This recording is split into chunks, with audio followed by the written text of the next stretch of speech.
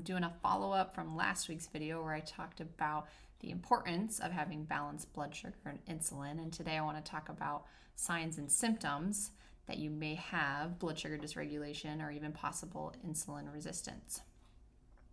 Our bodies are brilliant. They have a great way of telling us when we have dysfunction. So symptoms, which are often thought of as negative things, are actually, we should think about them as positives.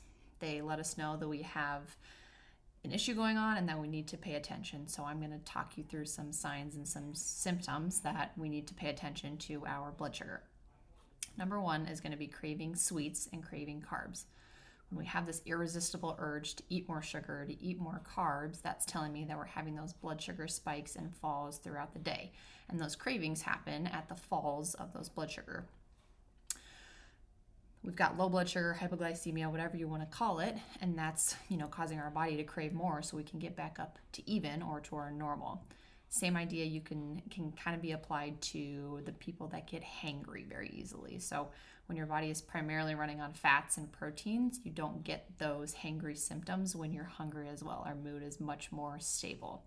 Number two is going to be fatigue or energy issues, especially in the late afternoon, early evening hours. So again, blood sugar spikes and falls, our energy will follow that as well, and we see the biggest crash happen in kind of that 2 to 5 p.m. range depending on the person. Number three is going to be hormone imbalances. So cortisol, which is our classic fight or flight stress hormone that people know about, is largely influenced by blood sugar, and cortisol will influence our sex hormones. So lots of times we see blood sugar dysregulation leading to cortisol imbalance, and then will lead to our sex hormone imbalances. Number four is going to be sleep issues. So cortisol and melatonin have this fine, delicate balance throughout the day.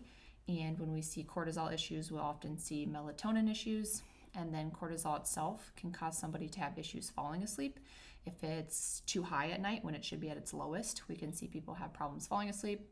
And then on the other end of that, we have people having issues staying asleep. So if cortisol is rising too early in the morning, that can cause people to wake up too early and then have issues falling back asleep. There are also physical signs and symptoms that we might have blood sugar issues. So one of them is going to be abdominal adiposity or abdominal fat. So when we have excess insulin, our body will store more fat in that area specifically. And then ironically, that abdominal fat is a producer of insulin. So now we have this feed-forward cycle of insulin and abdominal fat. Not great. And then another one is acanthosis nigricans. And this is one of our best signs of insulin resistance. So acanthosis nigricans is when you have a discoloration of your skin, mostly in the creases and in the folds of your skin with kind of a velvety texture. We see it in the armpits, in the groins, and then on the back of the neck is a really common place to see it as well.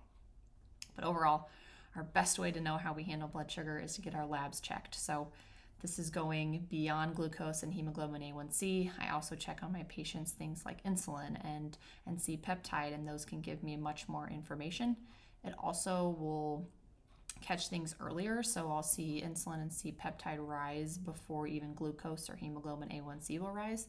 So that allows us to figure out if someone has blood sugar dysregulation before it becomes insulin resistance or before it becomes prediabetes or even diabetes.